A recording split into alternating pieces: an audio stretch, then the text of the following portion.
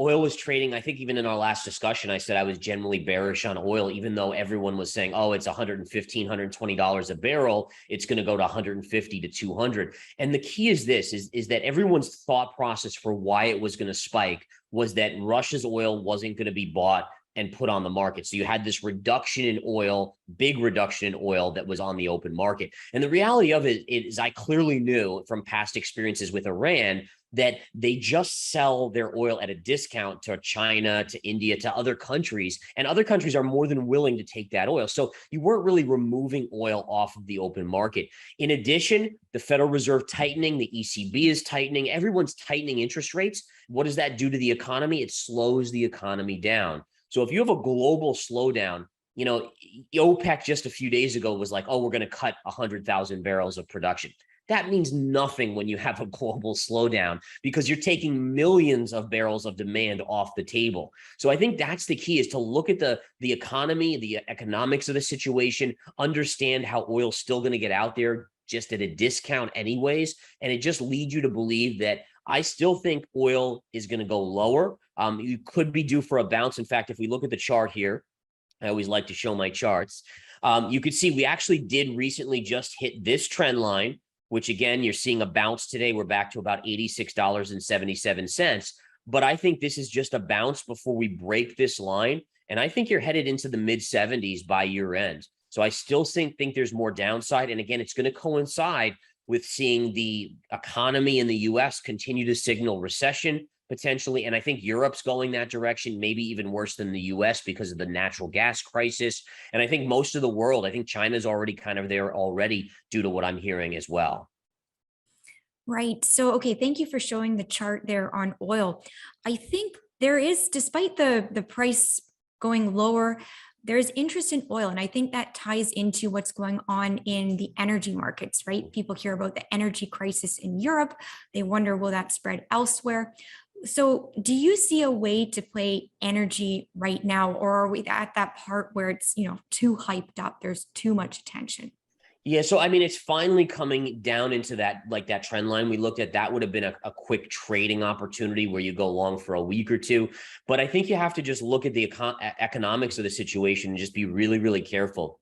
With the economy potentially headed towards recession, that's just a reason to be very careful about buying oil here. Again, shorter term trades I think are okay, but be very, very careful. And the other thing I'd point out on natural gas, right? Natural gas was basically guiding investors to expect downside. And I love pointing this out because it's kind of a different view to the retail investor, right? The retail investor is very focused on what is the news media saying, is the hype there, what's going on, Russia. And what we heard was a week ago from today, last Friday, we saw that Russia shut down Nord Stream 1 100%. And there was a 3-day weekend here in the US, Labor Day on Monday, and everyone was like, oh my goodness, natural gas is going to go nuts. And on that Friday, when they announced the shutdown, the stock market fell sharply, but natural gas did not spike. And when you see these disparities in price where fear of a spike is occurring, but underlying price is not spiking, you have to take that as, wait a minute, price is truth, not emotion, and it's going to sell off. And what happened then this week? Natural gas collapsed. So those little things to look for are very, very helpful for investors and traders. Right. And keeping on that energy theme, I have to ask you about a favorite among our audience, which is uranium. We touch on it sometimes. I don't know if you follow it very, very closely, but I wondered, there's so much positive sentiment around supply demand fundamentals. But when you look at it from a technical perspective, do you also see that?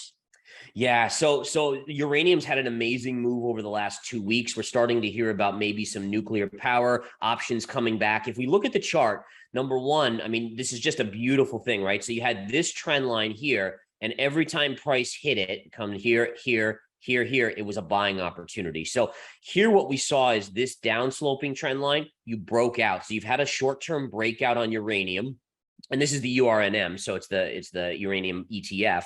But basically what you want to be careful of if you're a uranium investor is you are coming up to another resistance point on the URNM at around 86.50. So just be aware that if you get around 86, price is going to run into a roadblock and it may have trouble. You may get, that might be your level to see a bigger pullback. Now, how big of a pullback, I'm not sure. I think overall, this is a bullish consolidation macro pattern, which means the longer term is still bullish on uranium. But as a shorter term investor, you want to be very careful if price gets to 86, 86.50 and look for a pullback.